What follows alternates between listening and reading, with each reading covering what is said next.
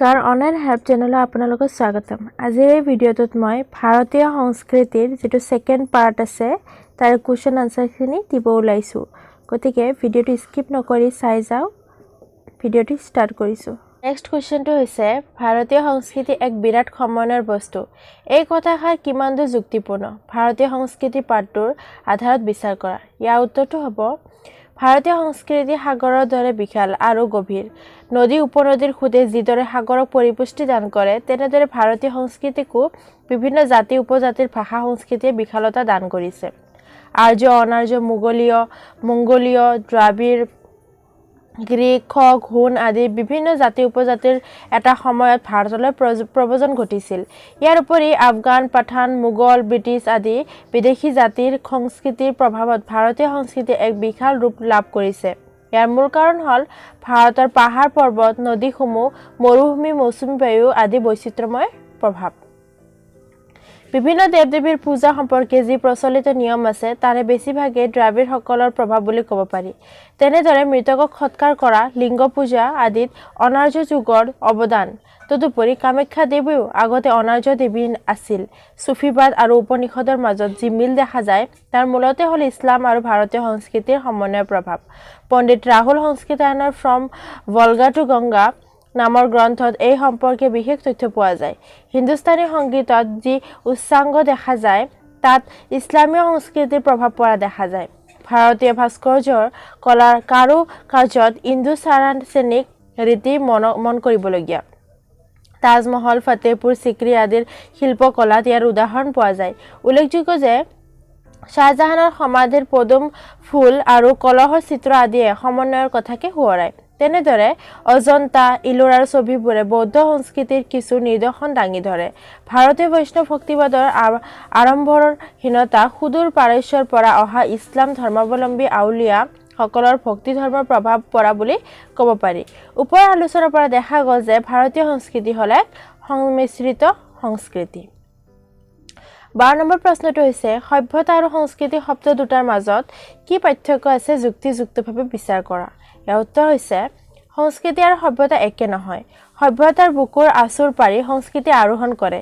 বিখ্যাত পাশ্চাত্য পণ্ডিত E.B. টেইলৰে সংস্কৃতি সম্বন্ধে দিয়া Culture is that complex whole which includes knowledge, belief, art, morals, law, customs, and any other capabilities and habits acquired by man as a member of society.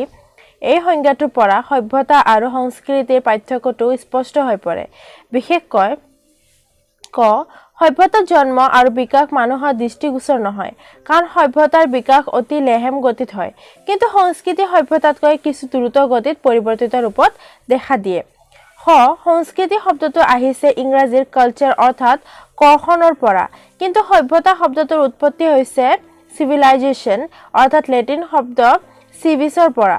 Year Latin অৰ্থ নাগৰিক। গতিকে সংস্কৃতিৰ লগত জড়িত হৈ থাকে কোনো জাতিৰ আচাৰ ব্যৱহাৰ কৰ্ম পদ্ধতি সাজ পোছাক ৰীতি নীতি ভাষা সাহিত্য আদি। আনহাতে সভ্যতাৰ লগত জড়িত আছে নগৰীয়া জীৱন ধাৰা অৰ্থাৎ সভ্যতাই বহন কৰে বস্তুগত প্ৰাচুৰ্য দক্ষতা সুখ সন্তোষ সম্পদৰ ব্যৱহাৰ বৌদ্ধিক চিন্তা চৰ্চা আচাৰ ব্যৱহাৰৰ সচেতন শালীনতা আদি। সভ্যতাৰ লগত প্ৰযুক্তিবিদ্যা যিমান ঘনিষ্ঠভাৱে জড়িত সংস্কৃতিৰ লগত সিমান নহয়, কিন্তু সভ্যতা আৰু মহেঞ্জোদাৰোৰ সভ্যতাৰ নগৰ নিৰ্মাণৰ কাৰ্যবোৰে প্ৰযুক্তিবিদ্যাৰ নিদৰ্শন দাঙি ধৰে। আনহাতে সংস্কৃতিয়ে ইয়াৰ সংস্কাৰহে সাধন কৰিব পাৰে। সভ্যতাই কোনো জাতি বা গোষ্ঠীৰ উত্থান পতনৰ সৈতে জড়িত হৈ থাকে, কিন্তু সংস্কৃতি সেই জাতি বা সমাজৰ জীৱন পদ্ধতিৰ সৈতেহে জড়িত হৈ থাকে।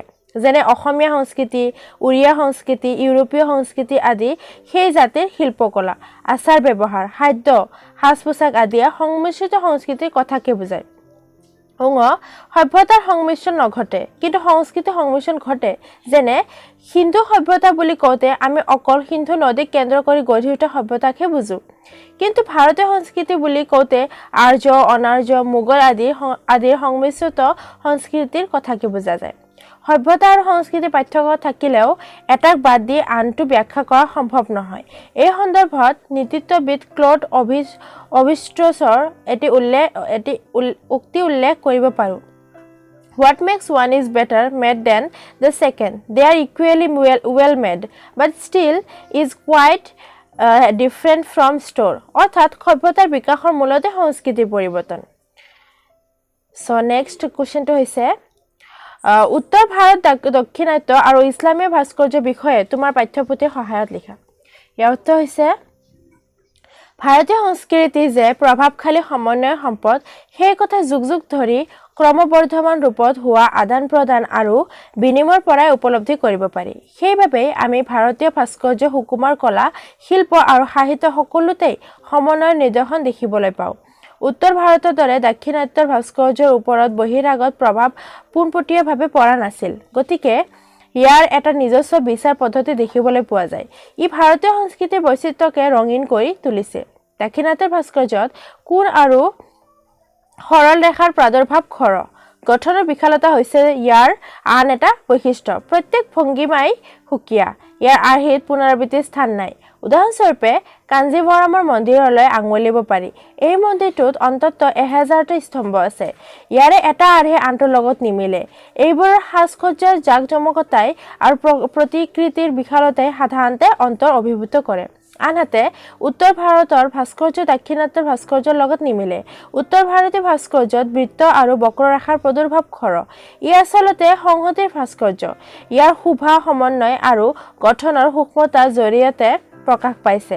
দাক্ষিণাত্যৰ দৰে কাৰুকাৰ্যৰ বিশালতাৰ সহায়ত নহয়। গঠনৰ সৰলতা আৰু সূক্ষ্মতা হৈছে ইছলামীয় ভাস্কৰ্যৰ মূল সম্পদ। ৰেখাৰ লগত ৰেখাৰ সমন্বয় ইয়াতকৈ অনাৱশ্যকীয় আৰু একো নাথাকে। জ্যামিতিৰ ছবিবোৰৰ দৰে এইবোৰ সৰল। আচলতে উত্তৰ ভাৰতীয় ভাস্কৰ্য সমন্বয় বস্তু। ইয়াক কোনো প্ৰকাৰে সম্পূৰ্ণৰূপে ইছলামীয় বুলিব নোৱাৰি। এইবোৰৰ জৰিয়তে প্ৰচলিত হিন্দু আৰু বাহিৰৰ ইছলামীয় আদৰ্শ সন্নিৱিষ্ট হয়, নতুবা এক ভাৰতীয় পদ্ধতিৰ সৃষ্টি হৈছে। হিন্দু ভাস্কৰ্যই ইছলামীয় পদ্ধতিৰ জটিলতা হ্ৰাস কৰিছে। ইছলামীয় ভাস্কৰ্যই হিন্দু ভাস্কৰ্যক আৰু কাৰ্য প্ৰদান কৰিছে। এইদৰে এক নতুন ধাৰা উৎপত্তি হৈছে। এই সমন্বয়ৰ আদৰ্শ য'তেই সফল হৈছে, তাতেই আমি তাজমহলৰ নিচিনা অপূৰ্ব সৃষ্টি দেখিবলৈ পাইছোঁ। য'তেই হোৱা নাই, তাতে সমন্বয়ৰ আদৰ্শ অসাৰ্থক হৈছে। নেক্সট 14 নম্বৰ কুৱেশ্যনটো হৈছে উত্তৰ ভাৰতৰ সংগীতে কি নতুন বস্তু আমাৰ চকুত পেলাই বুলিছে? ইয়াৰ উত্তৰটো হৈছে ভাৰতীয় উচ্চাংগ সংগীত দাক্ষিণাত্যৰ ভাস্কৰ্য কলাৰ দৰে গাম্ভীৰ্যপূৰ্ণ আৰু বিচিত্ৰ হ'ব। উত্তৰ ভাৰতৰ সংগীতে এটা নতুন বস্তু আমাৰ চকুত পেলায়। গাম্ভীৰ্যৰ লগত ঠায়ে ঠায়ে আমি এক উৰণীয়া ভাৱৰ সংযোগ দেখিবলৈ পাওঁ। ইয়াকেই দূৰ বস্তুৰ ওপৰত লোকসংগীতৰ প্ৰভাৱ বুলিব পাৰি। 15 নম্বৰ প্ৰশ্ন অজন্তাৰ গুহাৰ শিল্পকলাৰ এটি বিৱৰণ দিয়া। ইয়াৰ উত্তৰটো হৈছে অজন্তাৰ গুহাত অনন্ত কালৰ বাবে শিল্পকলা সঞ্জীৱিত হৈ আছে। ইয়াৰ জৰিয়তে ভালেমান জাতি প্ৰজাতিৰ সমন্বয় উজ্জ্বল হৈ আছে। অজন্তাৰ ছবিবোৰত দুটা ভাৱ বস্তু প্ৰকাশ পাইছে। এটা হৈছে সন্ন্যাস জীৱন আৰু আনটো হৈছে সমূহীয়া জীৱন।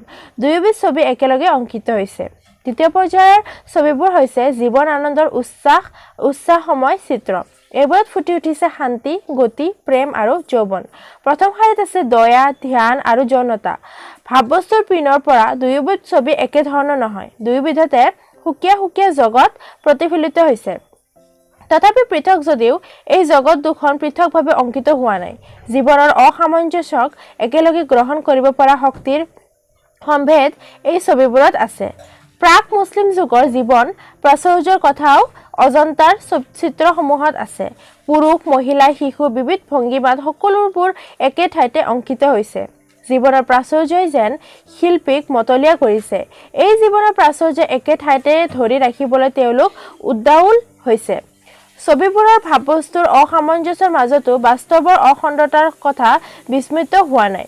শিল্পীৰ শিল্পজাত আৰু বাস্তৱ জীৱনৰ মাজত এক সুন্দৰ সমন্বয় সাধিত হৈছে। ইয়েই অজন্তাৰ চিত্ৰশিল্পৰ গৌৰৱ। এতিয়া আজিৰ ভিডিঅ'ৰ লাষ্ট কুৱেশ্যনটো হৈছে মোগল সম্ৰাট বাবৰৰ আমোলত ভাৰতত প্ৰৱেশ কৰা চিত্ৰকলাৰ নতুন ধাৰাটি কেনে আছিল লিখা। ইয়াৰ উত্তৰ হৈছে মোগল সম্ৰাট বাবৰৰ আমোলত চিত্ৰশিল্পৰ নতুন ধাৰা পোনপ্ৰথমে ভাৰতত প্ৰৱেশ কৰে। এই চিত্ৰশিল্পৰ মূলতে আছিল প্ৰচুৰ ব্যক্তিবোধ। এনে তৰহৰ ব্যক্তিবাদী আৰ্টত জনজীৱন বা সমষ্টি জীৱনৰ কোনো সংবাদ নাছিল। ইয়াৰ লক্ষ্য আছিল ব্যক্তিৰ জীৱন প্ৰকাশ। ইয়াৰ জন্ম হৈছিল তাইমুৰ খাঁ আৰু চেংগিৰ খাঁৰ ৰাজ দৰবাৰত। গতিকে যুগৰ প্ৰকৃতিৰ অনুসৰি এই আৰ্ট ব্যক্তিবাদী আৰু কঠোৰ হ'বলৈ বাধ্য হৈছিল ইয়াত ভাৱ প্ৰৱণতা নাই আছে বিপুল উৎসাহ উদ্দীপনা আৰু প্ৰেৰণা এইখিনিতে উদাহৰণস্বৰূপে আমি উৰ্দু ৰোমান্টিক কাব্য সাহিত্যৰ কথা উনিয়াই ক'ব পাৰোঁ বিদ্যাপতিৰ লাখ লাখ যুগ হিয় ৰাখোন ইত্যাদিৰ তুলনাত এনে কাৰ্য সাহিত্যৰ ভাৱ প্ৰৱণতাৰ পৰিমাণ তাকৰ ব্যক্তিবাদে সাময়িকভাৱে হ'লেও চিত্ৰশিল্পৰ ইংগিত বা সংকেতৰ স্থান নোহোৱা কৰিলে এইবোৰত ফুটি উঠিছিল বুদ্ধিৰ পৰিচয় বাবৰৰ আমোলত বাহিৰৰ সুস্থ ব্যক্তিবাদী চিত্ৰকলাৰ লগত প্ৰচলিত চিত্ৰধাৰাৰ মিলন ঘটিছিল এই দুয়োটাৰ সংমিশ্ৰণত এটা নতুন পদ্ধতিৰ উদ্ভৱ হৈছিল এই ফালৰ পৰা চাবলৈ গ'লে ইনোভেটিভ প্ৰসাৰ মোগল আৰু ৰাজপুত আৰ্টৰ প্ৰধান লক্ষ্য এবিধ মূলতে আনন্দস্ফুট ৰক চঞ্চল আৰু আনবিধ ধীৰ মন্থৰ প্ৰাণ এইবোৰৰ স্থবিৰতাৰ মাজতো হওঁতে লুপ্ত আনন্দধাৰা উজ্জ্বল হৈ আছে ভাৰতীয় সংস্কৃতিৰ এই সেকেন্ড পাৰ্টটো যিখিনি কুৱেশ্যন দিছোঁ এইখিনিও বহুত ইম্পৰ্টেণ্ট হয় তোমালোকে এইখিনি লিখি ল'বা আজিৰ ভিডিঅ'টোত এইখিনিয়ে যদি ভিডিঅ'টো ভাল লাগিছে প্লিজ ভিডিঅ'টো লাইক শ্বেয়াৰ এণ্ড চেনেলটো ছাবস্ক্ৰাইব কৰি দিব থেংক ইউ